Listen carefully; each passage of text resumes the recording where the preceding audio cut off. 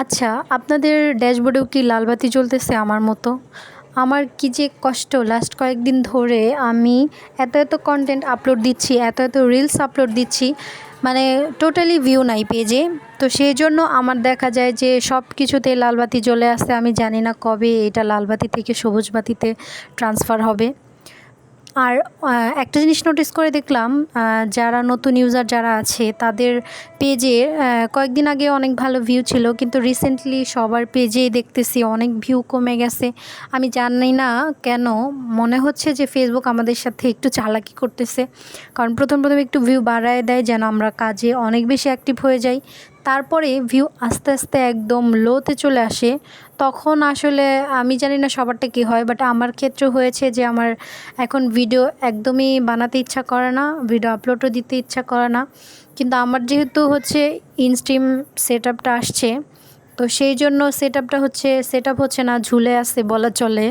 তো ঝুলে আছে, সেই জন্য আমি না চাইলেও মনের বিরুদ্ধে গিয়েই ভিডিওগুলো আপলোড দিচ্ছি। এখন জানি না কি হয়, কবে পুরোপুরি সেট আপটা পাবো, কবে আর্নিং শুরু হবে, আমার কোনো আইডিয়া নেই। আসলে ভিউর যে অবস্থা, যদি সেট আপ হয়ও আর্নিং মনে হয় না হবে। তো আপনাদের পেজে বর্তমানে কী অবস্থা কমেন্ট করে জানাতে কিন্তু একদমই ভুলবেন না, অবশ্যই শেয়ার করে যাবেন। তো যাই হোক, আজকে আমি রান্না করছিলাম হচ্ছে পাঙ্গাস মাছ বেগুন দিয়ে। আসলে পাঙ্গাস মাছ বেগুন দিয়ে রান্না করলে কিন্তু খেতে বেশ ভালোই লাগে। আমার মনে হয় ফেসবুকের একটা ভাইরাল ভিডিও ছিল পাঙ্গাস মাছ আর হচ্ছে বেগুনের, তো সেটাই আমি হচ্ছে আজকে একটু ট্রাই করছিলাম। তো দেখেন, আমি হচ্ছে সবজি মানে বেগুনটা খুব ভালো করে কষিয়ে নিচ্ছিলাম। আসলে বেগুন এমনিতেই খুব তাড়াতাড়ি নরম হয়ে যায়, দেখা যায় সিদ্ধ হতে খুব বেশি সময় লাগে না। তো দেখেন, এই পর্যায়ে কিন্তু আমার হচ্ছে কষানোটা হয়ে গিয়েছে। আমি এখন মাছটাও অ্যাড করে দিচ্ছি আর সাথে ঝোলটাও অ্যাড করে দিচ্ছি।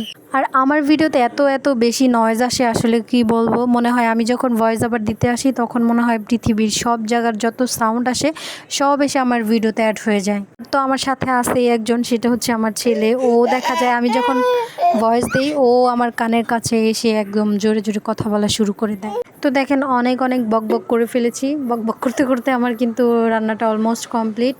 আচ্ছা, আর একটা ইম্পর্টেন্ট কথা, সেটা হচ্ছে যারা ইনস্ট্রিম সেট আপটা পেয়েছিলেন তাদের কি সেট আপ হয়ে গিয়েছে? যদি হয়ে থাকে আমার কমেন্টে জানাতে কিন্তু ভুলবেন না। তো যাই হোক, কে কোথা থেকে আমার ভিডিওটি দেখছেন অবশ্যই কমেন্ট করে জানাবেন। আর এই পর্যায়ে আমার তরকারিটা প্রায় হয়ে গিয়েছে। আমি একটু লবণ অ্যাড করে দিচ্ছিলাম, কারণ আমার মনে হচ্ছিল যে লবণটা অনেক কম হয়েছে, তো সেই জন্যই আর একটু অ্যাড করে তারপর একটু নেড়েচেড়ে ঢাকনা দিয়ে আবার ঢেকে দিয়েছি বেশ কিছুক্ষণের জন্য। তারপর ঢাকনাটা তুলে আমি আরও একটু নেড়েচেড়ে দিচ্ছি, কারণ এই পর্যায়ে আমার তরকারিটা একদমই কমপ্লিট। তো আমার ভিডিওটি যদি ভালো লাগে অবশ্যই লাইক কমেন্ট শেয়ার করে দিবেন। তো সবাই ভালো থাকবেন, সুস্থ থাকবেন। আল্লাহ হাফিজ।